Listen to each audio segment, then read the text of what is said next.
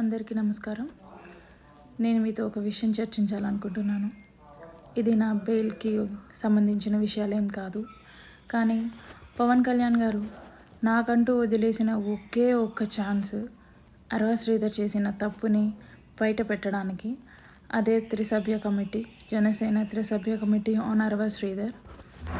ఇంకా దాని వివరణ రాకముందే, ఇంకా దాని ఫైనల్ జడ్జ్మెంట్ రాకముందే స్టిల్ ఎంత చెప్పినా సరే ఒక మనిషికి అదే పని రిపీట్ చేస్తూ ఉన్నాడు అంటే అతనికి పార్టీ నుంచి ఒక లెటర్ అయినా వచ్చి ఉండాలి, ఇండైరెక్ట్గా లెటర్ అయినా వచ్చి ఉండాలి.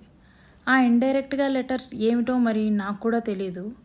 అంత తప్పు లేనప్పుడు ఆ లెటర్ని బహిరంగంగానే బయట పెట్టొచ్చు జనసేన పార్టీ. కానీ అలా ఇండైరెక్ట్గా లెటర్ అనేది రిలీజ్ చేసిందో మరి వీళ్ళే అన్నీ వదిలేసుకొని బయట అలా కండువ కప్పుకొని ఒక కొత్త జెండా ఆవిష్కరిస్తూ తిరిగేస్తున్నారో నాకు అర్థం కావట్లేదు.